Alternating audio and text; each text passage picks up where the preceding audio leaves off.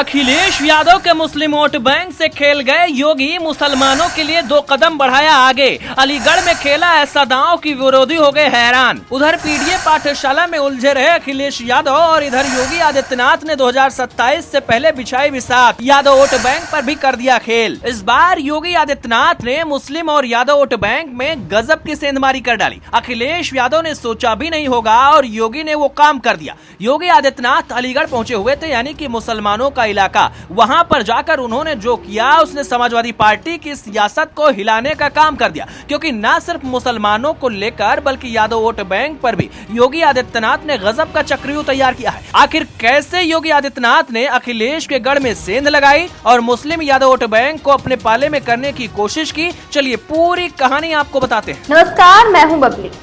मुख्यमंत्री योगी आदित्यनाथ अलीगढ़ पहुंचे थे, जहां उन्होंने करीब 2.5 घंटे बिताए और 1194 करोड़ रुपए की 188 विकास परियोजनाओं का लोकार्पण और शिलान्यास किया। यह इलाका समाजवादी पार्टी का गढ़ माना जाता है, जहां मुस्लिम और यादव वोटरों की तादाद अच्छी खासी है। योगी ने नुमाइश मैदान में एक जनसभा को संबोधित किया, जहां उन्होंने न सिर्फ विकास परियोजनाओं की सौगात दी, बल्कि विभिन्न योजनाओं के लाभार्थियों को प्रमाण पत्र, चेक, लैपटॉप और टूल किट भी बांटी। इतना ही नहीं, उन्होंने नवजात बच्चों को अन्नप्राशन कराकर एक भावनात्मक जुड़ाव भी बताया।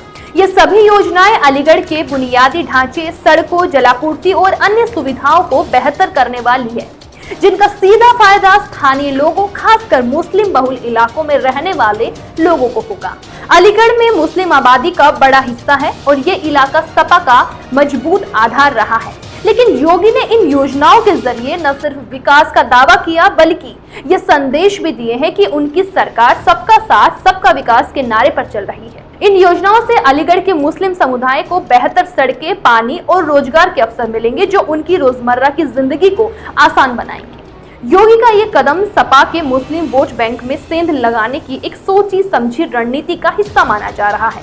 तो वहीं बलिया में एक विवादाप्रस्त मामला भी सामने आया था, जहां पंचायती राज विभाग ने एक पत्र जारी कर ग्राम पंचायत सार्वजनिक जमीनों को अवैध कब्जे से मुक्त कराने का निर्देश दिया था। इस पत्र में विशेष रूप से यादव और मुस्लिम समुदायों का जिक्र किया गया था, जिस पर सपा ने तीखी प्रतिक्रिया दी। सपा समर्थकों ने सोशल मीडिया पर दावा किया कि योगी सरकार इन समुदायों को टारगेट कर रही है, लेकिन योगी ने तुरंत एक्शन लेते हुए इस आदेश को रद्द कर दिया और संयुक्त निर्देशक को निलंबित कर दिया। इस कदम से योगी ने ये दिखाने की कोशिश की कि उनकी सरकार किसी समुदाय के खिलाफ नहीं है। इस घटना को भी सियासी हलकों में योगी की रणनीति का हिस्सा माना जा रहा है, ताकि वो मुस्लिम और यादव समुदायों को ये भरोसा दिला सके कि उनकी सरकार निष्पक्ष है। सपा के मुखिया अखिलेश यादव अपनी पीडीए यानी पिछड़ा दलित अल्पसंख्यक रणनीति के जरिए मुस्लिम और यादव वोटरों को अपने साथ रखने की कोशिश में जुटे हुए हैं। लेकिन योगी का ये दाव उनकी इस रणनीति को चुनौती देता नजर आ रहा है।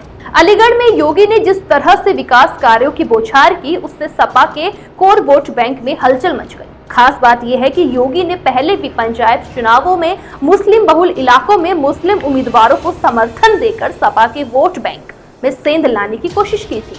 अब अलीगढ़ में उनकी ये रणनीति सन 2027 के विधानसभा चुनावों को देखते हुए और भी मजबूत होती नजर आ रही है।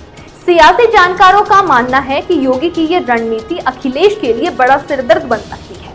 सपा का मुस्लिम वोट बैंक पहले से ही आजम खान और उनके परिवार के प्रति अखिलेश की कथित अनदेखी से नाराज है।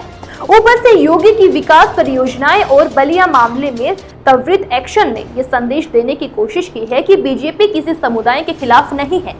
योगी ने अलीगढ़ में जनसभा के दौरान ये भी कहा कि उनकी सरकार सभी वर्गों के लिए काम कर रही है और कोई भी भेदभाव नहीं किया जाएगा। हालांकि सपा के लिए ये आसान नहीं होगा कि वो अपने वोट बैंक को वापस अपने पाले में लाए। अखिलेश की रणनीति अभी भी पीडीए पर केंद्रित रही है, लेकिन योगी की ये चाल उसके लिए सन 2027 से पहले एक बड़ी चुनौती बन सकती है। अलीगढ़ में योगी के दौरे और वहां की सौगात ने न सिर्फ मुस्लिम वोटर्स को लुभाने की कोशिश की, बल्कि यादव समुदाय को भी ये संदेश दिया कि बीजेपी विकास के नाम पर सभी को साथ लेकर चल रही है। अब सवाल ये है कि क्या योगी की ये रणनीति सन 2027 में सपा के गढ़ को ठहराने में कामयाब होगी?